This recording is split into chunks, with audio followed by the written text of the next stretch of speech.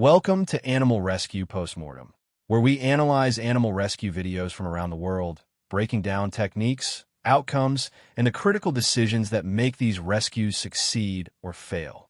Hosted by Chief Carmack, who holds certifications in multiple technical rescue specialties and has over 40 years of experience in human and animal rescue. Get ready for an insightful look at these life-saving operations. Volume 10, video number 15. Here we have another horse down video. This is nearly textbook. They do a pretty good job here. I'm only going to ding them on a couple of things, but they are very important all the same. We've got a horse that where its back is up against the wall of the stall here, and they can get into that predicament and be very difficult for them to get out of it. So we've got the slings in place. We've got the slings in place here, or the harness slings, whatever you want to call it, okay? That they're going to use to pull this horse out. Look, there's stuff that we don't know here. We can't tell which direction they're going to go. But I'm going to go back to this for just a second.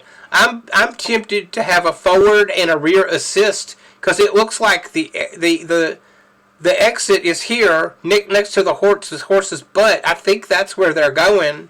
It looks like they have the horse slid up on top of the glide, but I can't be sure of it. But it looks like there's one under it here. So if we're going to go, we're going to want to make two maneuvers here. We're going to move move the horse's torso this direction so that its head comes around here.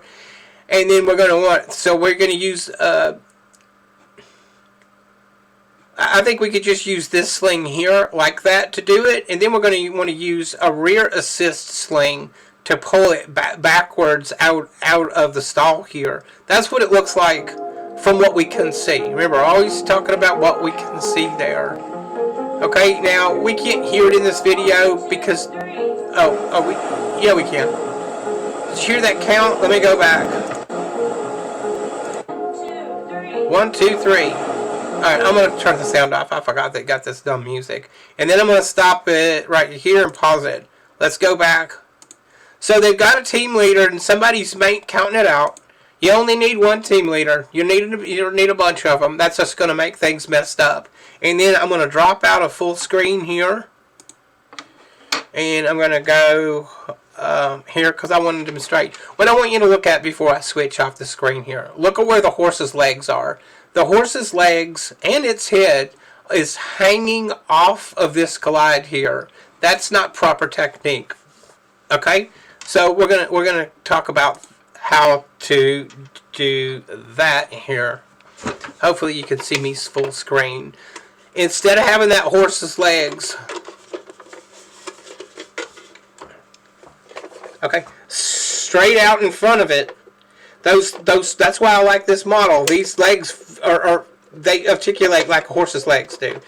You want those legs drawn up like this, then they're bound together here, and then pulled tight,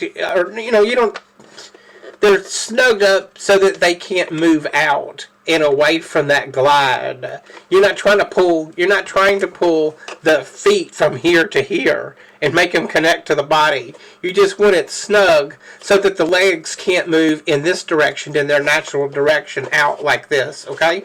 That way, they're secured on that glide, so when you move the horse, the legs stay on that, and they're not stuck out, because when they, and we'll switch back to the footage here. When they start leaving the barn, and even when they're in the barn here, you can see this is like interlocking bricks. So we're risking. You can see, okay, the legs just moved. That means they came into contact with the surface, and they're moving a couple times. To me, that's indicating that they're coming into contact with this abrasive surface, this tarmac, this pavement, which this is a delicate area of the horse. You don't want to. You want to reduce the potential of injury there as much as possible. And that was really that's a real simple fix for that. And then, of course, like all animals, it's like, oh, grass. Or not all animals, but the grass eaters are like, oh, grass. Everything's okay now. Okay. So then the next thing that I have a problem with is coming up here. So now the horse isn't getting up on its own. Instead of just leaving the horse alone, staying there and monitoring it, and let it get up on its own here, unless there's a medical reason we need to get it up. And let's bring it right back to this part right here. Okay.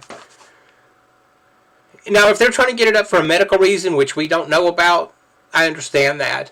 But if not, just let it relax and lay there. But I mean, if it was already in the stall this way, maybe it already did. Maybe it did have some kind of medical issue going on. Now, the other thing that I want to talk about is what we're looking at right here. Look at the tension.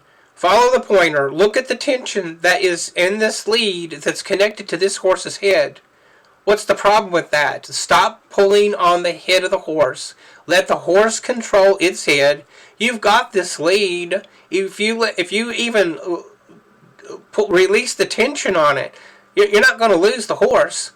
And what you are going to do by pulling tension on it, and watch this person over here come up. Watch what they do. They start pulling on the head, and they throw the balance of the horse off here. Don't pull on the horse's head when it's trying to get up. Okay? It's trying to roll itself up, so there it is. But it seems like it may have some weakness, and they're pulling on the neck. Let's go back to that. Oh, goodness. Now they're pulling on it. Stop pulling, and then part of the slippage there was the way the horse's leg was under it, and then they're pulling on it. Just let the animal get up on its own. You don't need to be interfering with that. And especially pulling on its head. Stop doing that, people. It's not helpful. It's counterproductive. If you don't believe me, you go in there and contact Rebecca Husted at T-Lair and ask them, oh yes, should you pull on the head when the horse is trying to get up? Ask them what they have to say about it. Okay, I think I've spoken on this video enough. You got the horse up, it's eating grass. Happily ever after. I don't know what else to add to this. I've already spoken on everything. That's it.